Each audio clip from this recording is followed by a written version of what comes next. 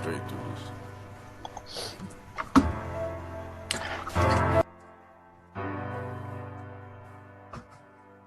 Life at the bottom, forced to deal with dirt as a seed, but still I blossom, though it's hard to believe. People admire from afar, yet I can't tell why. I see no beauty in myself, but I admire the skies. I see the sun shining, hope that one day I'm the same. That's why I grow a little more through the rain. See, I came from the dirt, maggots and dead bodies, to find my place in earth and hope that you care about me. Since the snakes of grass, but still I rise, hoping I keep on growing while searching these empty skies. Survive the coldest, the winters all by myself in the blizzard. Nobody thought I'd be living, they want me in this position, but I stayed strong, determined to reach my full potential. So the irony, this ain't coincidental. See, when you truly know your worth, you make it work. And your roots just a reminder, like started from the dirt and the garden.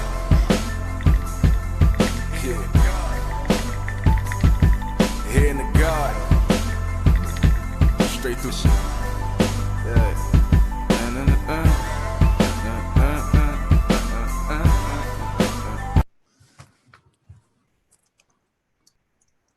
All right, we're live. Hey everybody, John Newman here, and welcome to episode number 2 of Welcome to the Machine. Today we have a good friend of mine and a peak performance coach named Christopher Hart. Hey Chris, introduce yourself really quick. Hey, thanks John. I appreciate you guys. Christopher Hart, and I am the owner and founder of Transforming Lives Coaching and Consulting. Hey Chris, so Chris is from Myrtle Beach, South Carolina, correct? That's correct. And Chris and I have known each other for probably, I'd say probably about 10 years, wouldn't you, Chris? It's close to that. Years, something like that? Yeah, it's been close to that, yeah. The interesting thing is that I remember about 3 years ago when I was wandering the halls of a conference that we were at, and I just kept running into you everywhere. Like, I'd be in the bathroom and you're walking out of the bathroom, or I'd be at the vending machine and you're at the vending machine, and then I'd see you at the bar. And it was just this weird thing. I mean, it was just, the funny thing was I went there and I knew I was going to hire a coach, but I didn't know that I was going to hire you. But then we kept running into each other, and then we started talking, and every time we had a dialogue, it would go a little bit deeper. And then the next thing I know, I hired you to become my coach, and it was probably one of the best decisions I ever made. Yeah, that was an interesting turn of events that day. I think we were hanging outside of the men's room, sitting on the floor. If I remember. We were. And there's just like these masses of people walking by, and we're kind of like people watching and going deep. I think it was like the first time we had a real like meaningful conversation, and we just went straight into some really deep stuff. And I think that kind of describes, so I've been coaching with you for almost 3 years, and I think that kind of describes our coaching, because we might start on one trail or have no agenda, but somehow or another, we go to a very, very deep place. Yeah, it's interesting. Our coaching is very unorthodox. A lot of coaches have, they coach to a plan, they coach to problems, hybrid of both. And, I'd like to say to the world that we do, but, I would call it more guiding focused coaching that you and I do. To where we both allow ourselves, I as the coach allow myself really to, just show up and listen to, where you're progressing with your organizations, your people, and, the challenges that you're having. And the interesting part is by doing that, it really, and by also what I do is I allow myself to be open to what God wants me to hear and God wants me to say. And the interesting part is each week we find the path that needs to be spoken to, because usually by the end of 45, 50, sometimes 60 minutes we go, maybe even longer too. it just seems like I hang up and I go, wow, like that was a powerful conversation. And you know what's awesome, Chris, is that's what we're going to give the viewers tonight. You and I have no agenda for where this show is going to go, but I can promise every one of you out there, it's going to go to some crazy places. Because Chris, you have a crazy story, and you told me when we were in front of that bathroom that I think you said something along the line of, when you're coaching, I had to be open to having my feelings hurt because you just come at it raw, unfiltered, and tell it like it is. And first of all, I appreciate you for that. And that's why you're such an awesome guest for the show, because we want this to be completely raw, unfiltered, unscripted. I think that's what the people need right now. That's what the audience needs. And in our society today, that's what we want. We want just the raw, emotional conversations that so few people are actually willing to have. So with that being said, you have a phenomenal story how you've overcome so much adversity in your life. Yeah. Can you take us back along that journey and just share that with the audience? Yeah, I grew up kind of interesting family. Grew up above middle class, above average middle class America. Didn't have a rough life as, many others have had. But I decided to join the Army at 20 years old. Like, I left after my first semester, junior year, quite frankly, because I was partying, right? And I just couldn't stand seeing myself doing what I was doing in college and spending the money that I was spending. So I left college.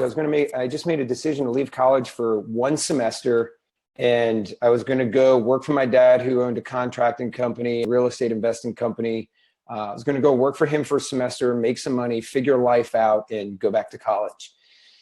About 3 weeks later, I went to go see a recruiter, and this dude, after the first meeting, he hounded me. Long story short, I go take this ASVAB test, and the next day, just out of nowhere, I decided, I'm going to join the Army. And I leave 17 days later. Originally enlisted in the Army. Did 3 out of my 4 years. I had an officer that asked me to put in a packet to go be an officer, and I did. Finished out my college degree, got commissioned, and about a year after getting commissioned, got deployed to the Middle East, and then eventually into Iraq. And I spent about 14 months in Iraq. I've got close to 400 combat patrols that I've personally led myself, and well over 400 that I've been on. And in that 400, there's some really interesting experiences. And combat in of itself is just not, it's life altering. And so within those experiences, there were some really significant emotional events that I had experienced. Hey, Chris. So when you joined the Army, would you say that were you running away? Were you just trying to? No, I was running towards something. Okay. So tell me about that. So all growing up, I was the kid that used to get into G.I. Joe outfits, run into the woods, and go play G.I. Joe. So I was 20 years old when I left college. I was like, you know what? I've always wanted to join the military. And I just figured I was at this turning point in my life. And I said, if I don't go do it now, when am I going to do it? When I graduate college? No, because the world tells me I need to go to a job. Okay. So I joined the Army, man. And I was like, I'm going to do 4 years. Come out, I'll be 24. And I'm sure I'll have life figured out at that point. And if I don't, I'll stay in. All right, cool. So, and then you went on to become commissioned. You did your tours in Iraq. Yeah, I did my tour in Iraq, and I came home. It was interesting. It was like, for me, when I came home, the world had stopped, right? The world stopped when I left. And it was like I went through this warp zone. I came back and everybody was the same, right? My friends were the same. My family was the same. The world was the same. And I had just been through 14 months of, some pretty interesting, intense experiences. And I felt like I went through this warp zone, and I didn't know who I was. right? Like all I knew was I woke up every day and you, not so much fear for your life, but your life is in jeopardy. And it was literally kill or be killed mentality. And now you just get thrusted back into this world that really you pick up where you left off, but you're a completely different human being. So I had a really difficult time adjusting. And then I came home, I found out that the girl that I was dating for almost a year before I left, and then the whole entire time that I was gone, close to 11 months of while I was gone, she was cheating on me and then cheating on me after I got back. So my life just literally spiraled out of control. Really, dark place that I was in at the time, self-destructive behavior. And we all just lived under like, look, dude, man, I just survived combat. I don't care. Like, bottle of Jack Daniels ain't going to kill me. So yeah, it was really dark times. So when you were in the Middle East, like if you can tell us about it, what did you do? I mean, how old are you now, and what did you do there? At the time, I was 27, so I'm 40 today. So I'm pausing. That's where you guys say like you don't look 40. All right. Anyway, just kidding. No, you don't. I know. I'm just messing with you. But so I was 27 at the time. I might. I mean, I cut out the gray hairs before we started.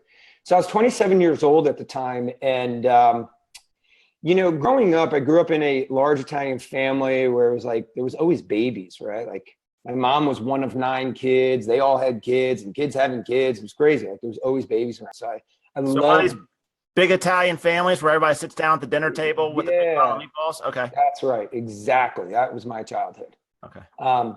And I say that because I love kids, man. Like I love your kids. I love my kids. Like kids are kids. I love them. I think there's, something so pure and genuine about them.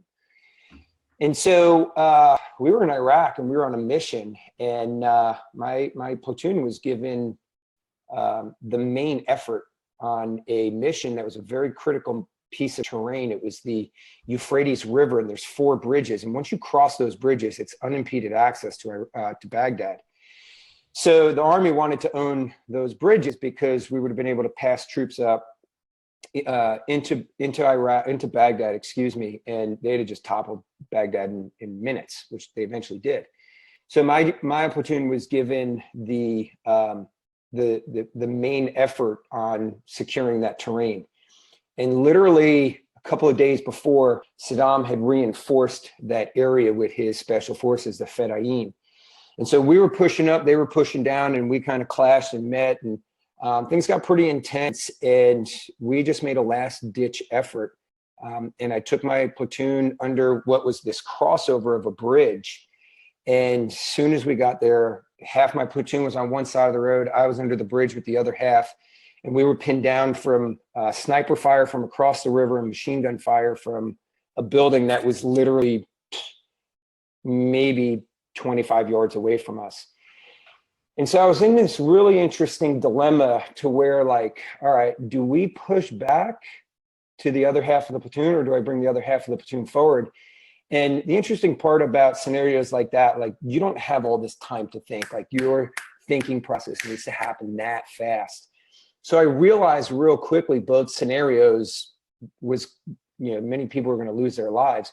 So my only option at that point was to call in for mortar fire. And I called in the coordinates, and the battalion headquarters had denied the fire mission because we were too close. There's a danger and a kill zone, and I was in both of them. But I looked at it and I was like, look, what are my options here? So, I overrode the battalion commander's rejection of my fire mission, and they sent it. And on the first one, they overshot it, and I knew what they were doing there. So I walked them back a little bit. And second and third volleys, they had direct hits. And I mean, just leveled this thing. And so long story short, we eventually took the terrain. The very end that night, we kind of settled down, set in security. 5 o'clock the next morning, I get woken up by my guys that are in a security position. They say, hey, sir, you need to come down here. We've got a situation. I go down there, and there's an Iraqi lady that's holding this blanket, right? She's holding it like this. And it's like this wrapped up blanket, and it's smoking. I'm like, what in the world? And she's just hollering all this, language I didn't understand. So I asked my interpreter, and we asked her to come forward. And what is she saying? And the interpreter saying something about a baby inside. I said, let me see. And she opens it up, and there's this charcoal child. And the baby's about a year and a half old. And right, like just in the moment, I'm distraught, man. Like, I don't even know what the scenario is, but here's the reality of war right in your face. Are you, I mean, I've thankfully, and thank you for your service, I've never had to experience any type of war. I mean, and for those watching the show, I mean, everybody thank Chris, because, you know, I can't imagine what that's like. So at that point in time, do you become numb? At this stage, are you numb to these types of events, or like, what does that feel? What does that feel like? I mean, this is like 18 days into the war, right? Like the war, quote unquote, started on the news. At this point, we're 18 days into it, man. There's many bullets that have been shot, you know, at you and towards the enemy. Here's what I'll tell you. The very first time, and that's a whole nother story that's maybe for another podcast, but the very first time a bullet was shot in my direction, it literally rang past my ear, and I dove to the ground, like, scares the crap out of you. I dove to the ground, and it was life changed in that moment. And I tell people that that bullet killed the old Chris Hart. And when I stood back up, a whole new Chris Hart, a whole new man, right? It shot the little boy, and what rose from that dirt surface that day was a new man. So I wouldn't say it numbs you, but it changes you in the instant. And you're just a different person all along the way, because war does something, right? When there's studies that have been done on like PTSD and whatnot, where the second you experience a human death that was done from offensive type, whether you murder someone, or, you know, you're in war and you shoot someone, or someone that you know has been shot and killed, it does something to your spirit, like your literal physical spirit. So at that moment, I think my spirit died. And it felt like my spirit died inside of me, because I felt empty. I felt, at that point I could say there was aspects of being numb, but I didn't understand what was going on at the moment. It was just this reality of war right in my face. And when I say right in my face, like this baby's right in front of me, like you smell the smells and the sights, and it's just, it was raw. And just trying to communicate with this lady who's young and screaming at us, and my interpreter's trying to interpret as fast as possible. Long story short, she's saying she was in that building. The Americans blew up the building. It's the Americans' fault that her baby is hurt, and we need to provide medical attention. That's what she's saying. What my psyche is hearing is, Chris, you blew that building up. That baby's charcoaled head to toe because of you. That baby's screaming because of you. This is your fault, Chris. And so you, like I said, man, you're trying to make sense of stuff that quick. You don't have time to really think.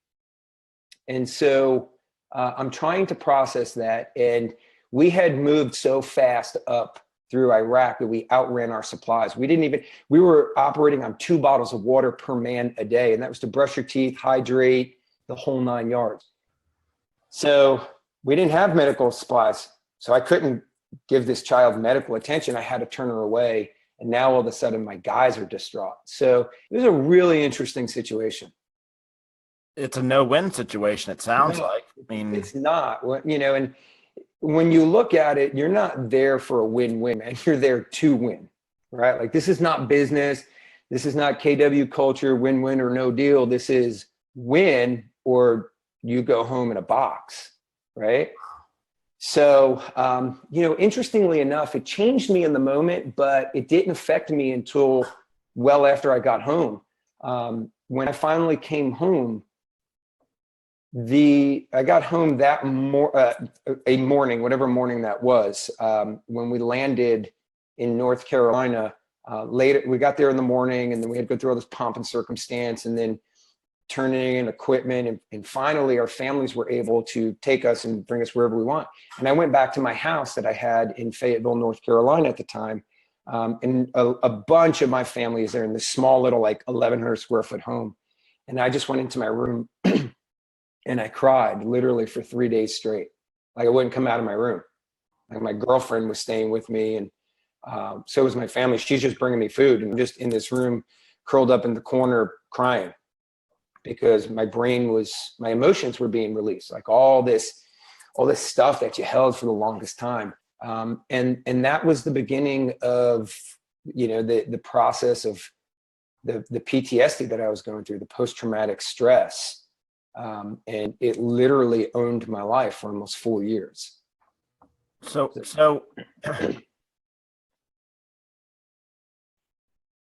going through some sort of situation, that's a life-changing situation. How do you overcome something like that? Because it's actually interesting. We see, if you look at quote unquote successful people, you do find a lot of times that. What the hell is success, John? Good question. You do see these patterns, though. You see these patterns of people that have overcome some sort of tremendous adversity. Mm-hmm.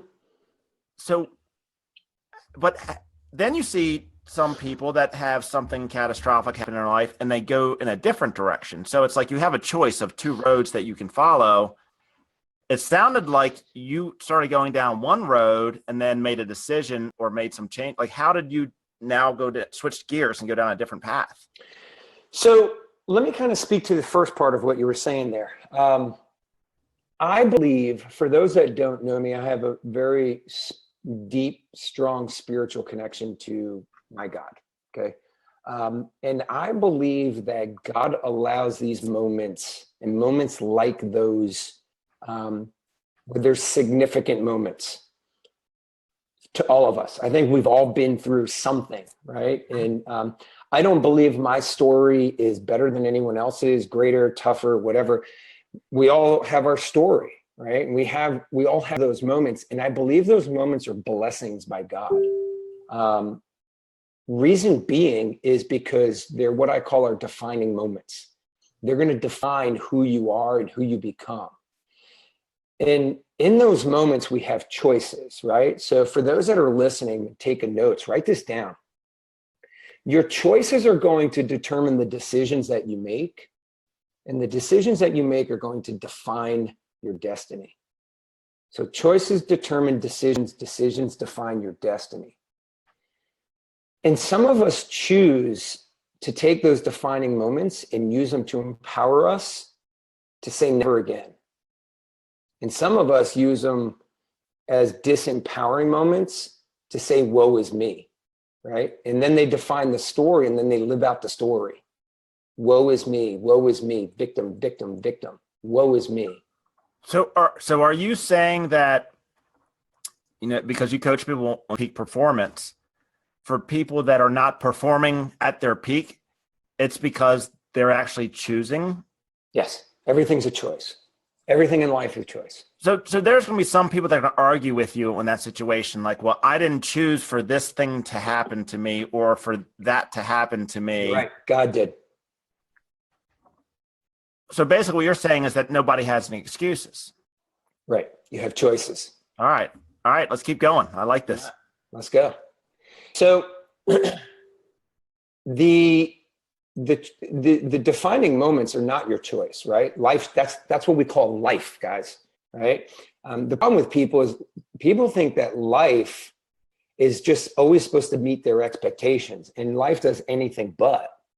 And so it's not what our plans are or what we want to happen. It's how life shows up and how we respond to when life happens. That's what starts to define who you become and who you are.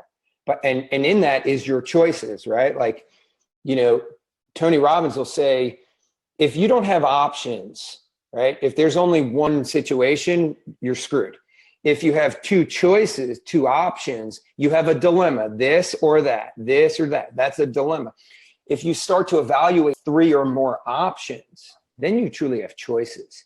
And in that, you can make the best choice for yourself, right? The problem was when I started going through that process, I started to honestly live what was me, right? Like when I would fly off the handle and people would try and talk me down off the proverbial ledge, I would be like, you don't understand. You haven't been through what I've been through. And so there was a period of victimhood. And it wasn't until, let's fast forward a little while, met my wife, fell in love. Like, I'll be honest with you, like I was on the brink of suicide. I was ready to check out. And I realized through an attempt that didn't necessarily work out the way I wanted it to, I heard God. And he said, it's not your time. And so I didn't have a spiritual connection at the time, right? Like, so I'm like, all right, well, it's not my time. Well, if this is God, like, okay, then, bring me this, that, and the other thing. One of them was a woman that can help me in life, God. I said, because I can't do this by myself. And I kid you not, 2 weeks later, I met my wife, and she was everything that I had prayed about. And I call it prayer because it was really just a conversation with God. And that was just an insane moment because I fell in love with my wife. It was love at first sight. And we wound up getting married like 4 months later. We just celebrated our 12th anniversary. And a couple years into it, she's like, you got to get help. I was the Ranger, man. Like, I got 400 combat patrols. Like, I don't need help. Like, who are you to tell me I got to get help? You're a tough guy. Yeah, right. Like, what's going to take me down? Like, I'm in America now. Come on. So she finally waved the white flag in front of me and it was like, if you don't get help, you're going to lose your family. And so I went and sought help. So, that was the initial process of the defining moments of the choices that I started making. Everything up to that was living in victim. So you made a choice to get help at some point in time. Yes. How'd that work out for you? Not so good. I went to at the time, at this point, I'm out of the military. I'm in the VA system, and they are literally feeding me some hardcore drugs like freaking Pez, man. I kid you not. Like in my mailbox every couple of days was like the big bottle, not the small bottle, but the big bottle of some like intense drugs. And my family's looking at these things like, are you freaking, like they're just sending you this stuff in the mail? And I'm like, yeah, like it's candy. So I'm thinking that's help. And I'm popping this stuff and I'm like falling asleep in coffee shops. And here's when I knew it was bad. I was in a coffee shop in Massachusetts and I was going there to do some work. And I've been there a bunch of times, so I knew the young ladies that worked there. And I sat down on this one couch. And next thing I know, one of the barista ladies comes over to me. She's like, are you okay? At this point, it's like 8 o'clock at night. And I'm like, oh, sorry, I just dozed off. She's like, you've been asleep for 3 hours. And I was like, wow, I can't live life like this. So I knew at that moment that help was not the help that I wanted, because that's not the person I wanted to be. It's not the man, it's not the father, husband, etc.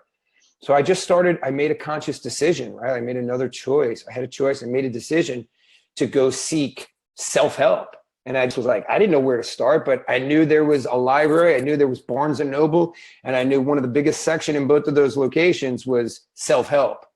So I went there, I pulled a book out of the shelf and started reading it, man. And that started putting me on a path of empowerment, self-empowerment.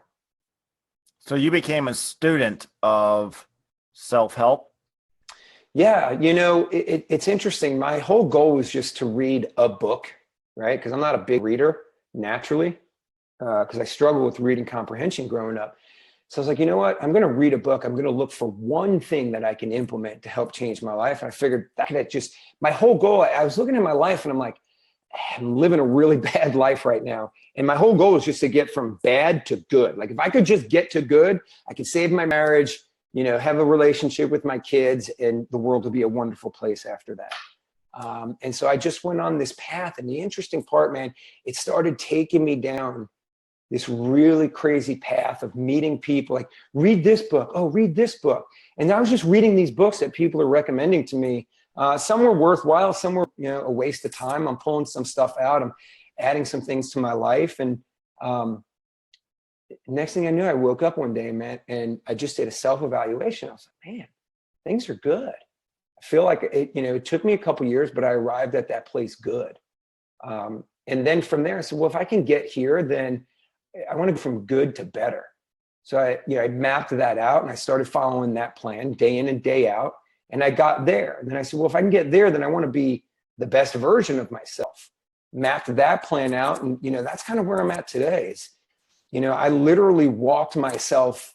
I tell people, I literally walked myself out of hell.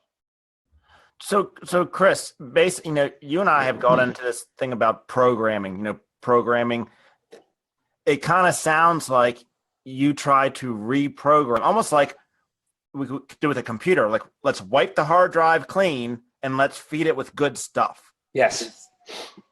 So that works? Like, that sounds kind of like airy-fairy, kind of crazy. Like, does that work? Well, if calling it airy-fairy works for you, I'm not saying it does for you, John. I'm just saying to the general public, if calling it airy-fairy is what helps you understand it, then it's airy-fairy.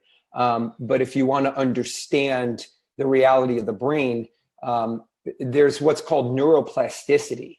And neuroplasticity tells us that basically everything about your body, cut your skin, you can heal. Break a bone, you can heal. The brain is no different. Okay. So what we understand is that with neuroplasticity, your brain can heal itself. And so what can be whatever's programmed in can be programmed out because it's just programming. You can override programming. It's another conscious choice. So like, let's say that you have a new coaching client. Do you first have to go backwards to understand their current programming? Absolutely. Right. So it's the PTFAR model where programming determines our thoughts and our thoughts determine our feelings, feelings determines actions, actions results. So in order to really influence someone when we work in like peak performance, you have to understand the programming that's defining their thoughts, feelings, and actions and results. Because once you do that, then we can work on more empowering, right? Like when they say the first step to all transformation is what? Awareness. You have to be aware of it, both them and you as the coach. So once you're aware of it, then you can start creating a plan, a strategy of how to override that programming. Because all PTSD is, they call it post-traumatic. I call it poor programming. Right? Like your programming's effed up. So how long does that process take?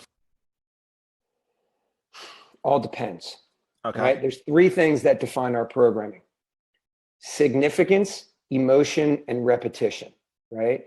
The level of significance associated to an event will determine the depth of the programming based off what we call neural pathways. So the depth of the neural pathway will be based off of significance, repetition, how often it happened, right? Like, one of the most common things to reference is like rape, right? If somebody was raped continuously over a sustained period of time, that's repetition with significance, right? And what level of emotion you assign to it. Like that experience with that baby in Iraq, in the town of Osamawa, that was a one-time event. But to me, because of my emotional association and meaning of children in my life, it was such a significant emotional event. So it created this deep neural pathway. So to answer your question, when we understand that, what I'm looking for as the coach is how deep is the neural pathway? And how was it created? Was it created by significance? Was it created by, emotion? Was it repetition? Was it a combination of the three? Because remember, how things are programmed in is how they're going to be override. So change the way you look at things, and the way you look at things change, right? Like we start to reframe the event. How I started walking my way out of hell was I looked at that event and I said, you know what? I didn't put that baby there. I didn't send the Fedayeen into that building and them take their family, which had their child in there. I was there. What I forgot to tell you guys was before I deployed, there was an 18-year-old kid who had just joined my platoon like 3 weeks before that. His parents had to sign him up for the Army when he was 17. And when we left, like his mom was freaking out, and I made her the promise. I was shaking. I was like, "Man, calm down. Like, I promise I'll bring your son home." And long story short, on the flight over to the Middle East, I'm like, what the hell did I do? Like, I wanted to get there and get on some satellite phone, but can I take that promise back? Like, that was stupid of me. So that lived in the back of my head. But I realized that one day I said, I didn't put that baby there, but I did bring my platoon there. And I did promise a mother that I was going to bring her son home. And I made that decision twice. The first time was for the fire mission. The second time was to override the rejection of the fire mission. And because I made that decision, 48 guys got to come home. That 18-year-old son came home to his mother. I lived up to the promise. Husbands, fathers, sons, uncles, cousins, they all got to come home because of that decision. And in that moment, that reframe of that experience, the experience didn't change, right? Nothing changed other than my perspective of it. I reframed it. And it literally went from one of the most destructive, disempowering elements of programming that lived inside of me that created destructive thoughts, destructive feelings, actions, and results in my life to one of my most proud events. Wow. And now, Chris, I mean, because some people, would ask, okay, are you a business coach? Are you a life coach? And you're really all of the above and none of the above specifically. Right. But you coach people from all walks. I mean, you coach people on PTSD, you coach business people, you coach leadership, and bipolar, depression, anxieties, you name it. And you're even in this episode, you're offering to give away 4 free coaching sessions, which we'll come back to that. But the point of me saying that is I think what I hear you saying is everything affects everything, meaning that, it's interesting. We spend very, very little time talking about business when you're coaching me, but yet my business has had 2 of the best years ever. Like, that's not coincidental, but we're not talking about business. So how does that happen? I mean, because we're talking about performance, and there's this duality of life, right? There's a life and business parallel duality where 2 things equally affect each other. Smoke and fire, cause and effect, business and life. If your business is messed up, you're going to have a messed up life. If your life is messed up, you're going to have a messed up business. It's just the way it is. The reality of all that, transcending above all that, is how you perform. So, John, what you didn't realize for a long time was we were working on your programming based off of how you wanted to perform. And what we come to understand is that business is a journey through life, right? Like, we're growing this business, we're talking about leadership, like you're hiring all these millennials, which most people would tell you you're probably crazy to do. We're working through those opportunities, and then boom, what happens? Your mom gets cancer, right?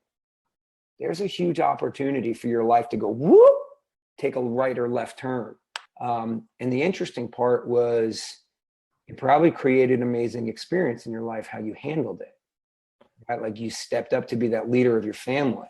And then even after your mom passed, right? Like, did your business go down? No. Did your team step up? Yes. Yeah.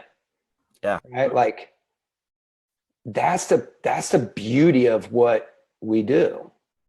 And you and I talked about that because it was interesting, because when someone goes through that, and you had a family member as well that went through something very similar, but when you and I talked about that, we always talked about the perspective right. that you have when you're facing adversity like that. And you can choose to look at it as a negative, or you can choose to look at it for what's all the positive. Choice. See how that pops up?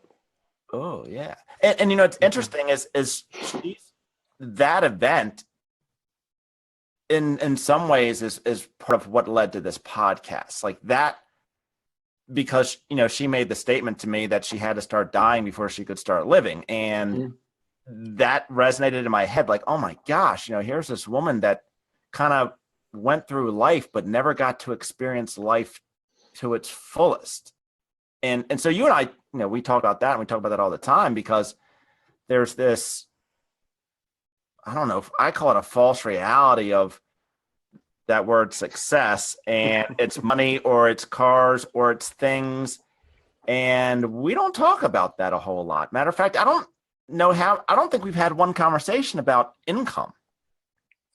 I don't think we've ever had a conversation about income.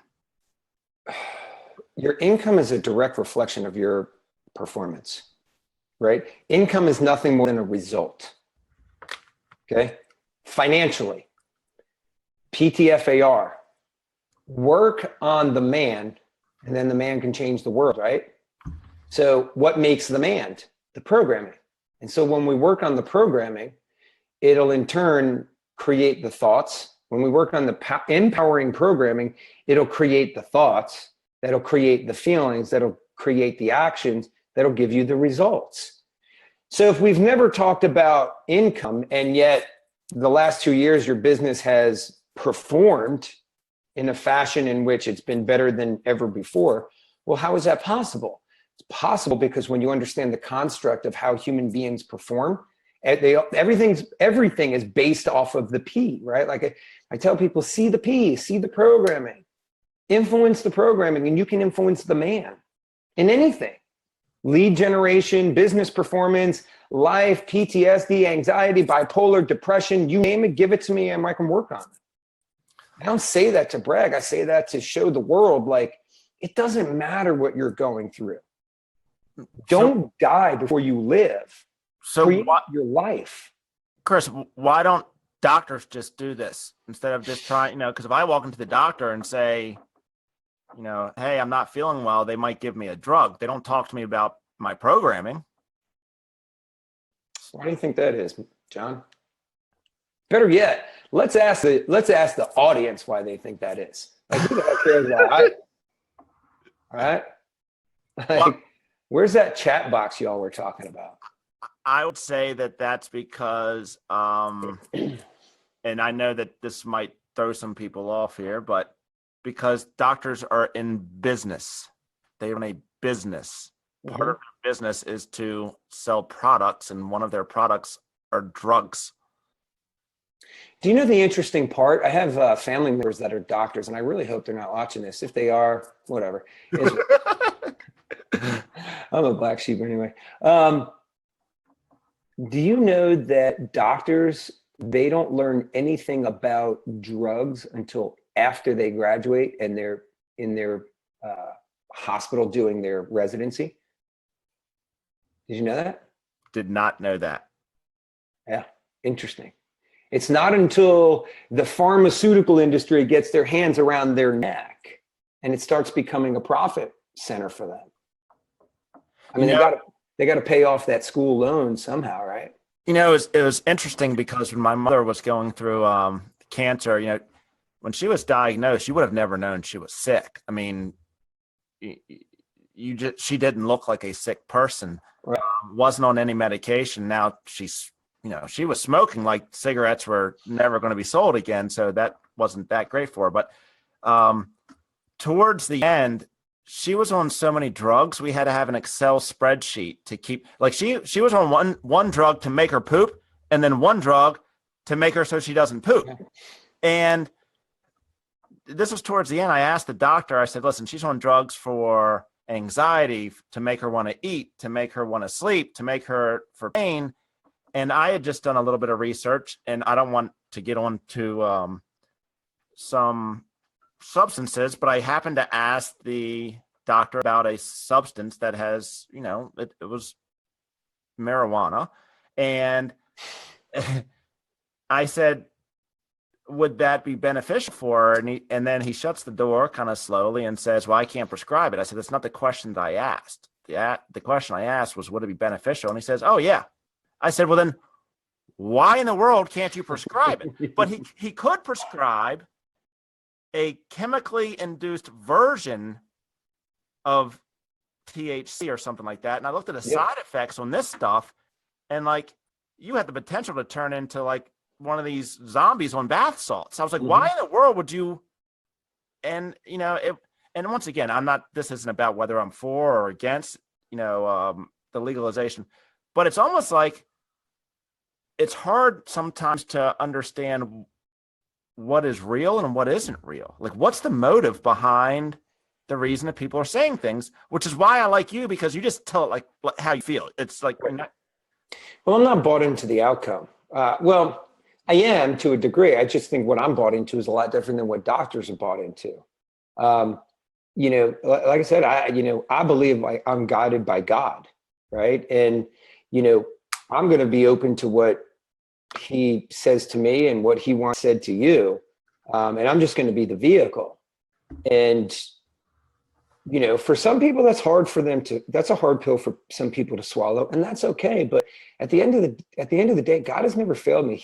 My schedule's like always full. I think my biggest struggle in business is, how do I fit people in when they want to get into my schedule? So I don't say that really from anything that I do. I feel that blessed. And I know why, because God's using me. I'm allowing myself to be open. And so I say that to say that what I'm bought into, right? Even the 1 month of coaching that we're offering up to, one lucky person, which, by the way, I think there's some criteria that goes along with that you established, John. So hopefully you guys are sharing. I don't know, I'm not monitoring the chat box, but hopefully you guys are sharing your ahas and whatnot along the way. But here's my point. My mission is to change the world.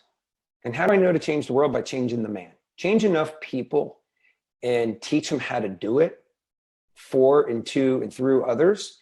And it just becomes this massive spider effect. And then before long, the world's going to change. Because at the end of the day, my whole goal has nothing to do with the result in this life, in this realm of life. It has everything to do with my belief, my spiritual belief system, that when I pass on from this realm of life, I hear, good job, good and faithful servant. And so the way I look at my coaching, right? Like, honestly, I call it coaching because that's just what the industry calls it. I don't even know what the hell I do, to be honest with you. Right? Like, people are like, what are you doing? I don't know.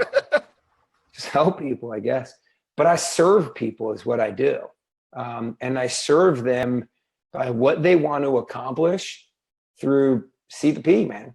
I understand where they're at, get a really good definition of where they're at, where they're trying to go. And I start to recognize the programming obstacles along the way. And if I could just fix that, then you're empowered and you just start performing at a high level. And then you're motivated and you start doing all this other crazy stuff. Like, I don't know, like, I'm going to go join Wreck-It. All right, cool. What's that? Like, you start doing all that crazy stuff. And then we got more to talk about, and it just keeps going. That's why our coaching is the way it is. That's why it's evolved that way. Now, can you coach somebody, Chris? Because here's what I see a lot, not only in business, but in life, and is people just aren't real with themselves, meaning that you have to be coachable. Yeah. You have to, and I think that's such a fluff term, and I honestly hate the fact I even said that. Because it's like, what is coachable? You have to be willing to be influenced, right? And what are we? Logic makes them think, emotion makes them act. So if logic makes them think and emotion makes them act, then why the hell do we talk logic all the time? Why don't we talk emotion? Because emotion is what's going to get you to act. The problem is there's only two driving emotional forces: movement towards pleasure and movement away from pain. Everybody wants the feel-good movement towards pleasure, but if that's not what drives you, then we're going to talk about the movement away from pain, and I'm going to bring the pain. Yeah, and it's funny. We did a workshop for QL on Saturday, and that emotional place, that's where the scary people are. That's where the skeletons are, and it's hard. And I think that's what makes you a great coach, or what makes great coaches as well, is they can get to that pain place very, very quickly. Because you have to tap into that. All right, let me ask the audience, and let me ask you, John, how do you think that happens? Where does that come from? It doesn't come from a class. It doesn't come from learning some coaching model. Where do you think that comes from? You and I had this conversation, similar topic-related conversation on our last coaching call. Where does the pain come from? Yeah. No, where does the ability to be able to tap into that come from? ability to tap into that easily with someone come from.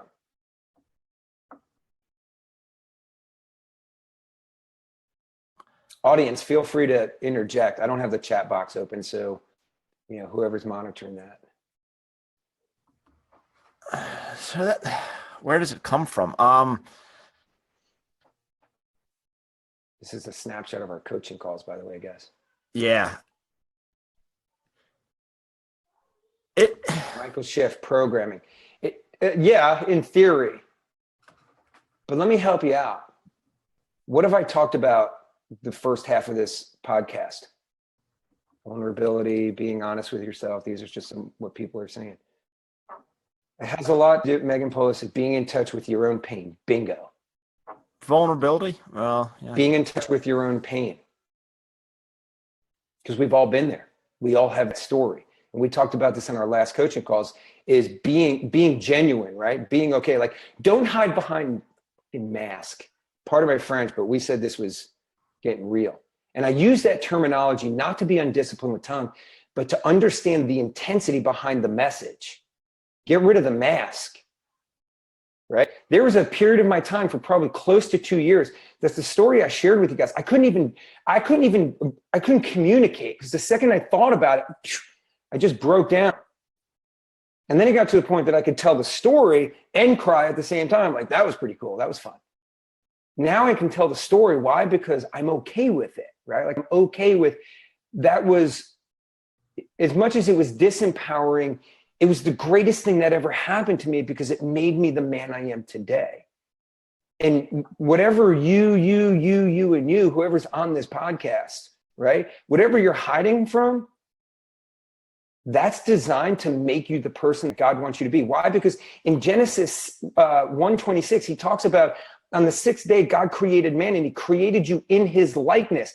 And if you believe in what God has done in the first 25 chapters in creating the earth, the heavens, the birds and the beasts, and separating and creating light and sun and moon, if you believe in all that, you would look at the world and be like, man, God's pretty freaking great. And he made me in his likeness. I'm great. Well, it gives you those events to be able to live out your greatness. And yet we hide behind them. Because of the pain. I mean, Chris, shame. Yeah, I mean, I went through a period with, and my wife remembers these days, where I would use other things to try and basically self-medicate to get rid of the pain. And I had to go through, and I would do the same thing. I'd listen to songs and I'd self-medicate, and then I'd start crying with my wife. And, but I had to be okay at some point in time in my life getting past that. Like, and it was when I came to, for lack of a better word, I became okay with me. I became okay with who I am, and knowing that was just part of my story. It's part of my journey, and it's meant to be that way. Then, dude, I was liberated. Like, I was a free man. That's it. Right. And that's when you can start living your, what I call life on purpose. It's because when you stop hiding from the very defining moments, right? The moments that God puts in your life to define who you are and who you become, to live out your greatness. When you stop hiding from those moments, you can be genuine with yourself. And then you're open to what your purpose in this life is, because you're willing to accept who you are, right? Like, I'm willing to accept what I've done in my life. I'm not shameful of it, right? Like, I could sit there and be on, I don't even know who's watching this, man. I don't even know how many people. There may be family, there may be, people professionally that I respect and maybe respect me, but I'm willing to sit here and say, you know what? If you take that wheel of life and you look at spirituality, family, relationships, fathering, health, fitness, blah, blah, blah, I failed at every single one of them. Amen, brother. I failed at every single one of them. And I'm not ashamed of it. If my wife is watching, she probably just gave us two thumbs up, because there's nothing that I have done where I woke up and I was just successful at it. Like, just like you said, health, relationships, business, over and over and over again, I've failed. But, here's the thing, John, we have to stop living behind these masks, right? Like, you live behind the mask because and I'm not saying you, I'm saying like the world. We live behind these masks because we're ashamed of our failures. And yet those failures become your defining moments. It's not whether or not you fail, it's what happens after you fail. When you get knocked out, can you stand up and go, that hurt, let's do it again. Let's keep going, right?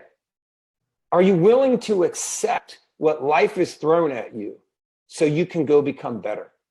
Or are you just going to cower and live in that story? Because if you cower and live in the story, you're not living out your best. There's nothing anyone can do for you. Wow. And therapists, let's be clear about something. Like, I'm tired of hearing the crap like, oh, I've been seeing a therapist for 5 years. What the freak is wrong with your therapist that's taken 5 years, right? I've had people that I've worked with that have literally told me, they're like, how come I've accomplished more with you in 6 months than I have with my therapist? It's because your therapist wants you to keep coming back and keeps them in business. I'm here to help empower you. I'm not trying to fix you. I'm trying to help you produce at a much higher ability in life. Because I know if I can get you past your story, your broken programming, then I can get you into like really doing some cool stuff. Yeah, because if we think that you're here to fix us, then we have to make the assumption that we're broken. We're not broken. We just have some programming that needs some adjustment. It's like the radio back in the day. Remember the radio? You had the bunny ears, right? Or even the television. It was like, all right, move your right, and you're like, hold it, put your left leg up. You have to do some adjustment, right? Doesn't mean your television's broke. Doesn't mean the signal's bad. Just means you're not in alignment. Fix it, adjust it, reframe it a little bit. Boom. Does that work for you? Great. Now let's go. And that's what we do with the man, because the programming drives the man. PTFAR is a model that's been studied in neuropsychology. This is not a concept.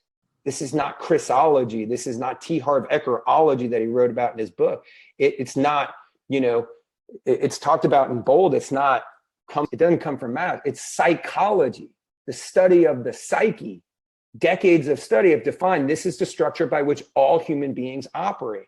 Well, if you want to help human beings understand how they operate, PTFAR, work on the program. So, Chris, walk me through, this journey that you take people on. And once again, you're donating, for lack of a better word, these free coaching calls. And yes, there are some criteria. You have to like Newmanites Facebook page. You have to like Transforming Lives Facebook page. And you have to want it. So if you have something that you want to change in your life, you want to see massive results, and you want an opportunity to win these coaching calls, tell us in the comments or DM Chris or DM me. Yeah, tell us why you want it. Don't give me your backstory, right? We all have backstory. That's cool. I'll figure that piece out. Tell me why. Yeah. Tell me like, what are these? Because I'm going to deliver. I promise you. My whole mission is to drive more value than you can comprehend. And not because I'm trying to sell you anything. I'm not going to sell you anything. I'm just here to help you.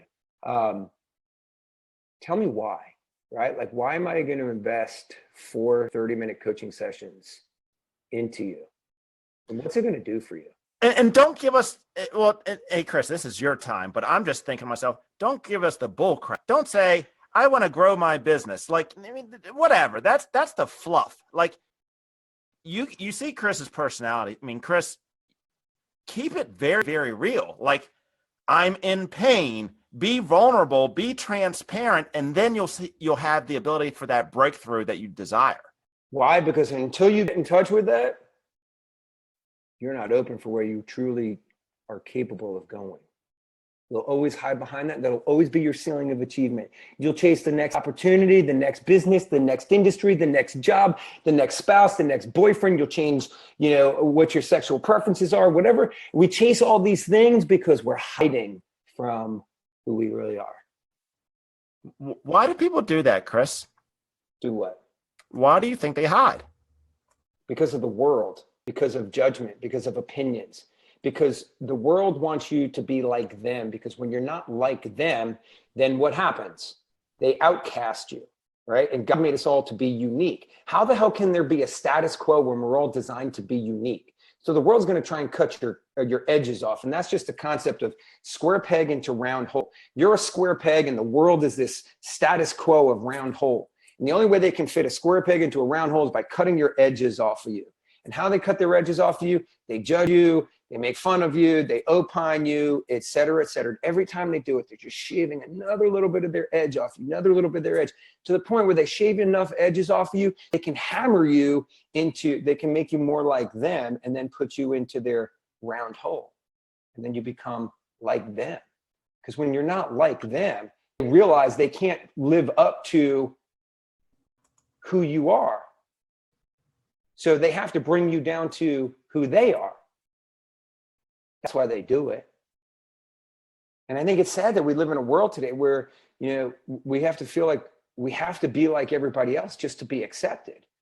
Be who God needs you to be, because that's pretty freaking great.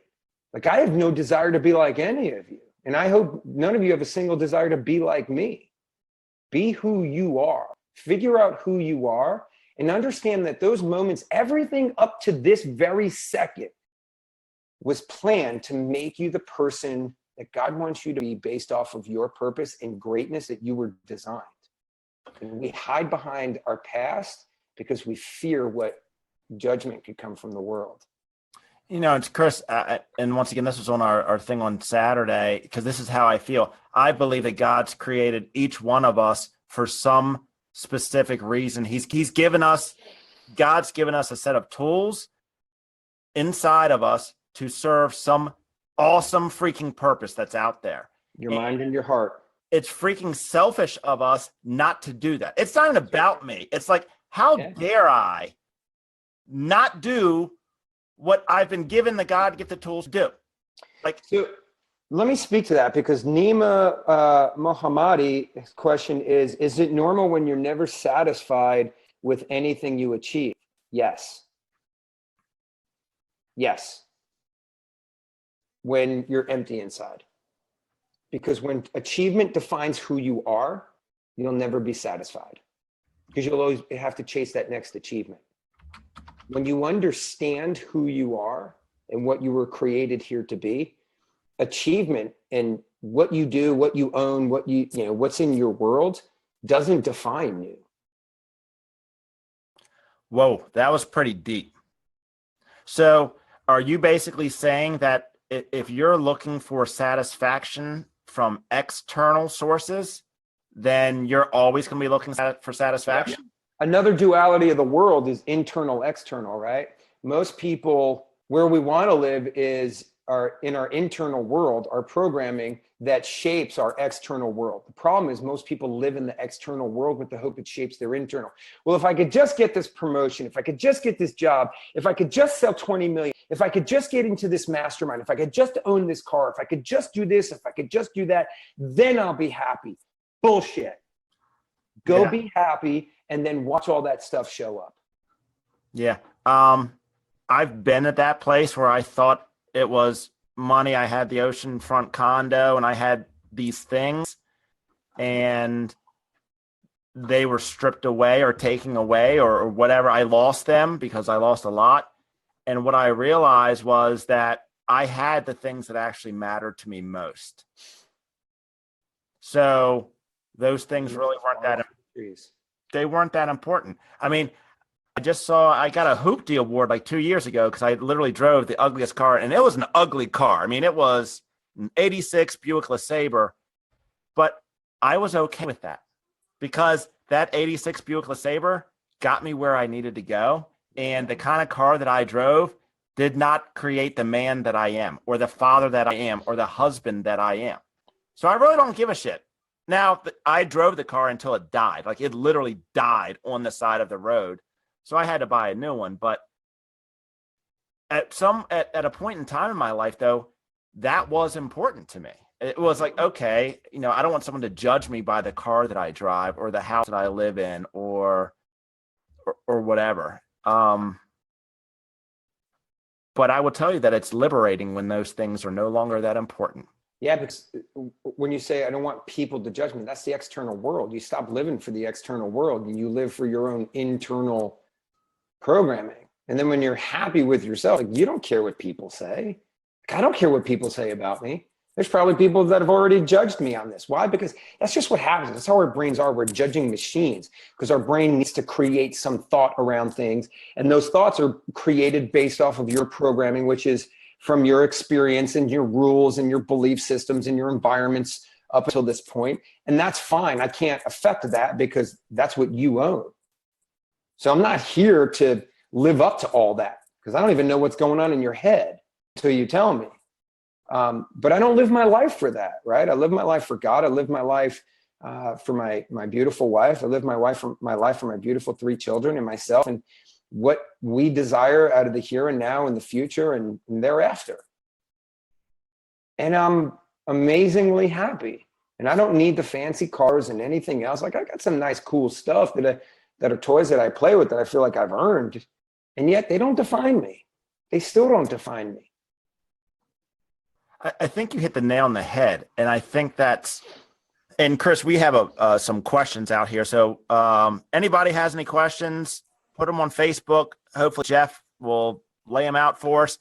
But when you said you wake up happy, like, isn't that really what we're all searching for? Like, isn't that really what we're all kind of here for? We'd like to say, isn't that what we're all searching for? And the answer is no. Because there are people that are searching for achievement. And they could really give a crap less about happiness until the achievement shows up, and then they realize they're not happy. And then they go, what's it all for? And then that's why they have midlife crises. So at the end of the day, what I would tell you is, yes, in theory, we all should be searching for happiness because happiness is your own internal realm. And when you're happy, it becomes really interesting, the things that tend to show up thereafter. Well, it's interesting. Right. Like, let me speak real quick. If you wake up on Monday morning and you're dreading it, if you're dreading that Monday morning because of the name that it's been given, like Monday, you're not happy. You're not happy. If you need these conditions set to be happy, you're not happy. Right? Like, my wife can be mad at me, and I think that's just natural for relationships. It happens, right? Yeah. My wife can be mad at me. It doesn't affect my happiness. And I love my wife. So here's my point. Get to happy first, and then watch what happens. Stop trying to create events and achievements and experiences thinking that or locations or toys or anything else is going to determine your happiness, because it won't happen. It's impossible. Well, it's almost like the closer you get to that happiness place, the more of those things somehow in a weird way come back to you anyway. Mm-hmm. It's almost like, if I've heard something before, like if you want to find a wife, stop looking or something like that, stop looking for love in all the wrong places. It all and bars. Makes sense. And bars. We have a question from Brian Fulton. How do you maintain that level of happiness on a daily basis? Now, there are days where because like you just said, I mean, trust me, my wife will, because she'll give it to me. I mean, she's just very real with me. She has no problem just telling me like it is. So there are moments maybe, but it's not unhappiness though. Like you said, I might be frustrated at a period in time, but all in all, I'm happy. Like I'm pretty much always smiling. So Brian, great question. Let me introduce the world to Brian Fulton real quick. Brian just started as my marketing manager. So Brian is going to quickly become part of my internal world of just how I think, because he's responsible for marketing that stuff. So I just wanted to introduce the world to him. He's a pretty interesting guy himself. He's got a great background story. Former, like performer in Vegas and stuff, and his own businesses here locally in Myrtle Beach. So really, really cool dude. If you guys don't follow him on Facebook, please, I would encourage you to follow him. He's known as Brian Dangerous too, by the way. That's a pretty cool backstory. Anyway, Brian, great question. How do you maintain that level of happiness on a daily basis? Real easy. Here's what you understand. The only thought you cannot control in a day is the very first one you wake up to. You can't control that. Every thought thereafter, you can control. And that's a choice. What do you choose to think of after the first thought? If you wake up and go, man, shit, it's Monday. It's snowing. It's not St. Patty's Day. It's not summer. It's cold. I don't have. You're not going to be happy. Complaining is a garbage magnet, right? That's that bold law. Like the energy can, law of conservation, energy can neither be created nor destroyed. It can only be transferred. What energy are you transferring? Positive or negative? Because if you're transferring negative energy from negative thoughts, then you can't be happy. Create positive thoughts and it creates positive energy. And that's the energy that you're going to displace. That's what people are going to receive. And that's what people are going to then in turn send back to you. So how do you maintain it? How do you maintain that level of happiness on a daily basis? I think about the things that make me happy. That's how. It's that simple. Because I get to choose what I think about. Does that answer your question? So I don't know if it answers Brian's question or not. Brian, if you're out there, because that was kind of deep, let us know. But like you said, I think it goes back to the beginning, Chris. You can make a choice. Right. It's all about choice. Life is choices. Life is every human being and who they are and their history and how they show up. Like, all right, so for you KWs out there, there's people in KW that are looking at like, how do we evaluate people during a selection process? Here's how you evaluate them. Assessments are only one part of it. Evaluate who they are. Evaluate the choices that they've made along the way. Because every human being is a compilation of two things, their habits and their choices. Evaluate their choices. That'll tell you who they are. Who do you choose to be every day? It's like that be, do, have, right? Who do you choose to be? Because who you choose to be is going to determine what you're going to do. And what you do is going to determine what you have. And all of that is based off of who you choose to be. Choose to be a victim, you have whatever victims get. I don't even know. Miserable lives, antidepressants, depressants, suicide thoughts. Like that's everything I was when I was a victim. Different medications, you're unhealthy, you're sick all the time, you're fat, you're overweight, you're sucking down energy drinks just to make it through the day. Like that's no freaking life to live.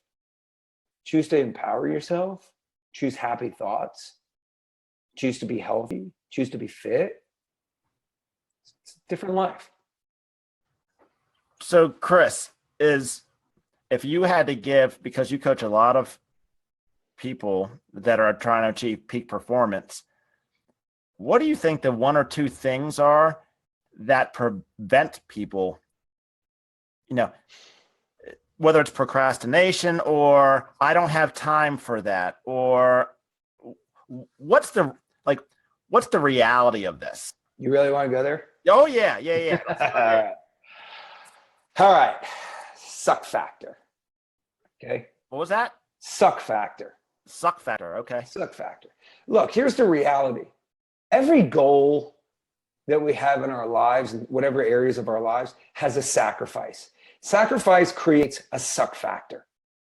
How much are you willing to suck?